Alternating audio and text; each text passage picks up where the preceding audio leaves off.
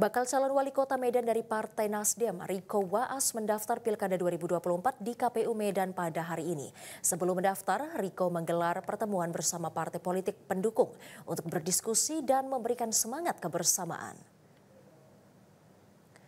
Saat mendaftar, bakal pasangan calon wali kota dan wakil wali kota Riko dan Zakiuddin akan berkumpul bersama parpol pendukung dan relawan di Istana Maimun Medan.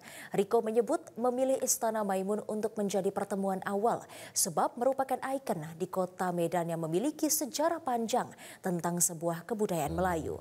Setelah itu, Riko dan rombongan menuju ke KPU Medan untuk melakukan pendaftaran pada pukul 9 waktu Indonesia Barat. Bakal calon wali kota Medan itu juga menyebut berkas pencalonan sudah lengkap dan siap untuk diserahkan kepada KPU Medan. Pihaknya juga optimis akan memenangkan kontestasi Pilkada 2024.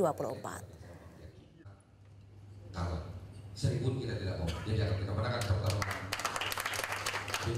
Jelajahi cara baru mendapatkan informasi. Download Metro TV Extend sekarang.